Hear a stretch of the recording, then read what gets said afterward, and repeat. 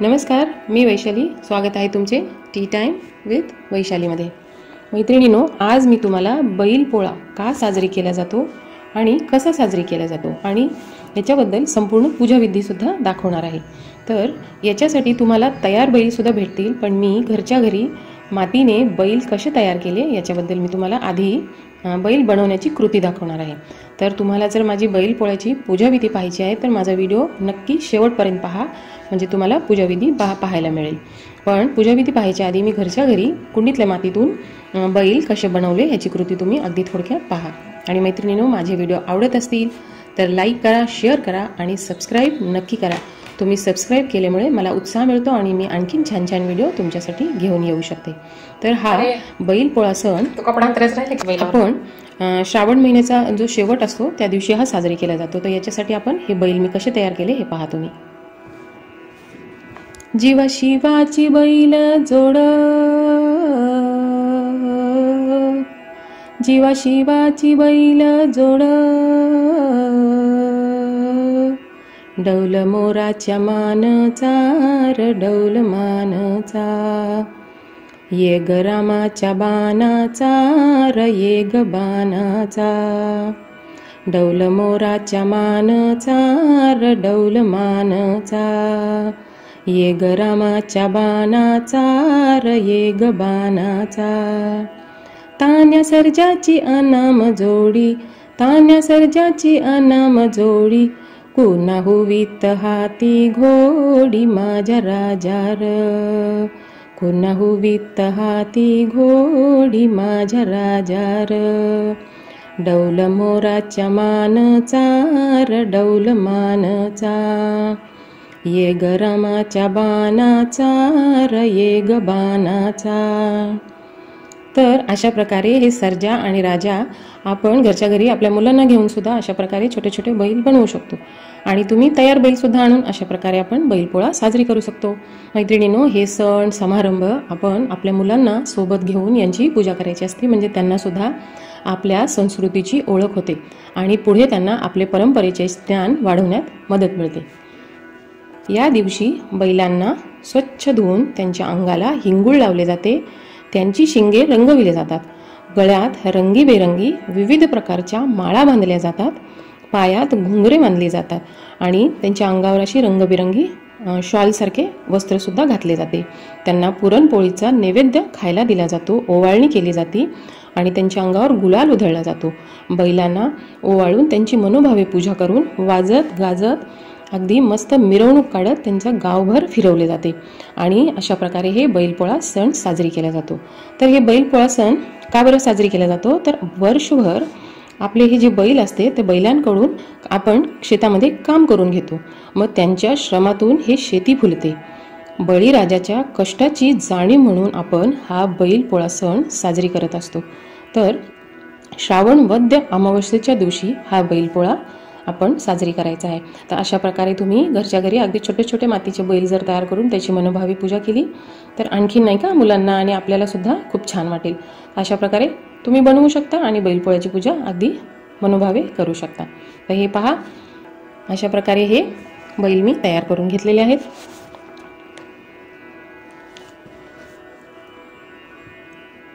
बैलपोळ्याचा सण हे गावागावात म्हणजे छोटे छोटे खेडेगावांमध्ये असे आपण मातीचे बैल जे आहेत त्याची पूजा नसती केली जाते.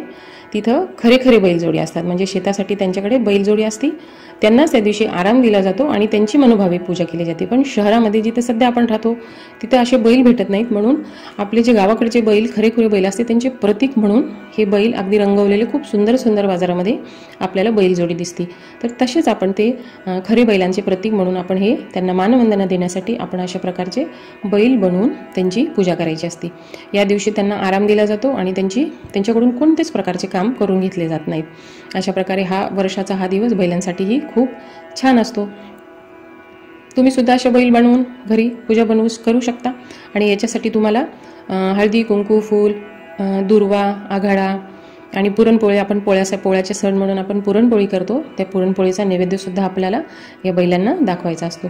पुरणपोळी खायला दिली असते, त्यांच्या कपाळाला आपण सोनेसुद्धा लावतो, जसं आपण औक्षण करतो आपल्या वाढदिवसाला दसऱ्याला, त्याचप्रमाणे बैलांना ज्यावेळेस ओवाळले जाते त्यावेळेस या बैलांच्या कपाळाला सुद्धा सोने स्पर्श केले जाते, त्यांची ओवाळणी केली जाते आणि हा सण साजरा केला जातो.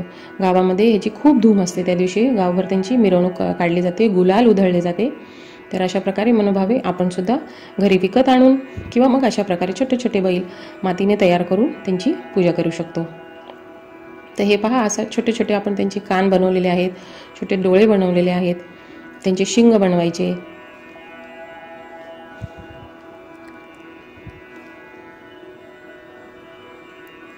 अगदी हळूहळू हे असे छोटे छोटे छोटे रेखीव काम करत आपल्याला छोट्या काडीच्या सहाय्याने किंवा ते असे टोकदार कोणतं तरी तुम्ही हे चमचा किंवा असं घेऊन त्यांचे नाक, डोळे, तोंड असे रेखीव कोरीव बनवू शकता. आणि त्यांना बनवल्यानंतर थोडंसं वाळू द्यायचं आहे. तुम्ही एका डिशवर, प्लेटवर किंवा एका फरशीवर अशा प्रकारे त्यांना ठेवून थोडेसे वाळले. त्याच्यानंतर तुम्हाला जर रंग द्यायचा असेल तर तुम्ही घरी रंगसुद्धा देऊ शकता.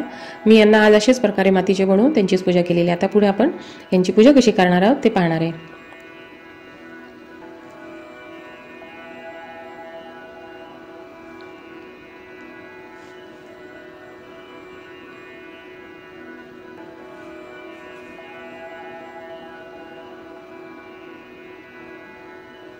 अशा पाण्याचा हात लावून त्यांच्यावरती आपण थोडीशी चमक आणण्याचा प्रयत्न करायचा आहे. आणि अशा प्रकारे तुम्ही त्यांना पाण्याने थोडा हात फिरवला की ते असे चमकदार बैल आपले तयार होतील. हे पहा, असे सुंदर सुरेख आपले घरच्या घरी मातीचे आपण बैल तयार केलेले गेलेत. आता आपण याची पूजा करणार आहोत. तर पूजा करण्यासाठी तुम्ही पाट किंवा चौरंग मांडायचा आहे. स्वच्छ पुसून जागा घेतल्यानंतर आपल्याला तिथे रांगोळी काढायची. तुम्ही अशी पाटाच्या बाजूने जर तुम्हाला रांगोळी काढायची तशी काढा किंवा छोटेसे फूल पाटाच्या समोर काढले ते देखील चालते. अशा प्रकारे रांगोळी काढून घ्यायची. आणि या दिवशी तुम्हाला बैलांची पूजा करायची आहे. आणि तुमच्याकडे जर गाय आणि वासरू असे तुमच्याकडे मूर्ती असेल तर ते तुम्ही ठेवा. माझ्याकडे मूर्ती नाही म्हणून मी हे गाय वासरूचे रांगोळीचे चित्र आहे ते इथे रांगोळीने काढून घेतले. त्याचीसुद्धा आपण पुढे पूजा करणार आहोत. अशा प्रकारे आपण रांगोळी काढून घ्यायची. आपल्याला बसण्यासाठी आसनसुद्धा घ्यायचं आहे. आता आपण सर्वप्रथम पाट किंवा चौरंग मांडून घ्यायचं आहे. त्याच्यावरती तुम्हाला एक स्वच्छ लाल किंवा कोणत्याही रंगाचं तुमच्याकडे कापड असेल ते अंथरून घ्या. पाट मोठा असेल, नैवेद्य वगैरे बसत असेल तर ते एकच चालेल. माझा पाट छोटा आहे म्हणून मी पुढे नैवेद्यासाठी दुसरे ताट मांडले आहे. पूजा मांडणीच्या सुरुवातीला आपण थोडे तांदूळ घेऊन अक्षत म्हणून त्याच्यावर हळदी कुंकू ठेवायचे आहे. ते हळदी कुंकू वाहून झाल्यानंतर त्याच्यावरती हे थोडेसे दुर्वा मी एका प्लेटमध्ये घेऊन त्याच्यावरती आता थोडेसे अक्षता टाकून त्याच्यावरती आपल्याला ही बैलजोडी स्थापित करायची आहे.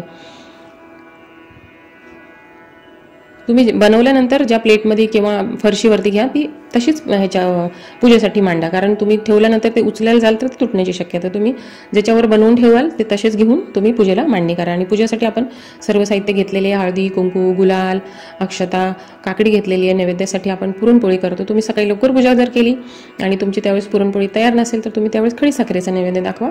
आणि तुम्ही ज्यावेळेस संपूर्ण तुमचा स्वयंपाक तयार झालेला असेल पुरणपोळीचा तर पूजा संपन्न झाल्यानंतर पूर्ण स्वयंपाक झाल्यानंतर तुम्ही पूर्ण व्यवस्थित ताट जेवढे तुम्ही पदार्थ बनवलेले आहेत एका ताटामध्ये घेऊन आपल्याला नैवेद्य दाखवायचा आहे. तर पूजा प्रारंभ करायच्या वेळेस आपण समई लावून घ्यायची आहे. आणि समईची, दिव्याची, निरांजनाची सर्वप्रथम आपण पूजेच्या सुरुवातीला आपण यांची पूजा करायची. तर प्रथम हळदी कुंकू अक्षता वाहून आपण निरांजन आणि समईची पूजा करायची. आणि त्याच्यानंतर हे गाय आणि वासरू ह्याची सुद्धा आपल्याला हळदी कुंकू अक्षता आणि फूल वाहून प्रथम यांनाही नमस्कार करून घ्यायचा आहे. त्याच्यानंतर आपल्याला या बैलांना आपल्याकडे तुमच्याकडे आघाडा दुर्वा असेल तर तुम्ही नक्की या दिवशी बैलांना व्हायचं आहे. किंवा मग तुम्ही छोटी फुले आणली असतील त्याचा हार जर तुम्ही करून घातला तर ते खूपच सुंदर होईल. त्याच्यानंतर आपण उदबत्ती लावायची आहे.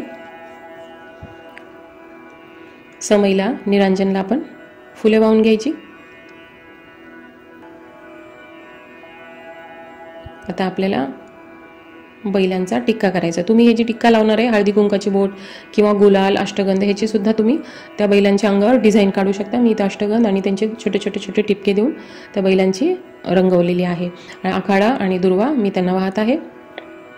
फुले व्हायची आहे.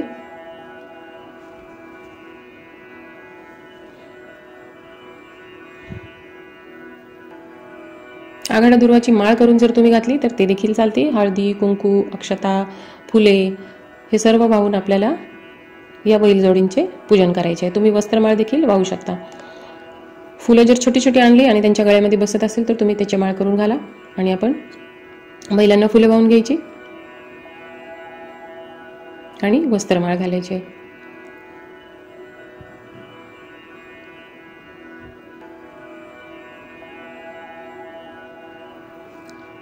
आणि नैवेद्य दाखवताना आपल्याला पाण्याचे भरीव चौकोन करायचे.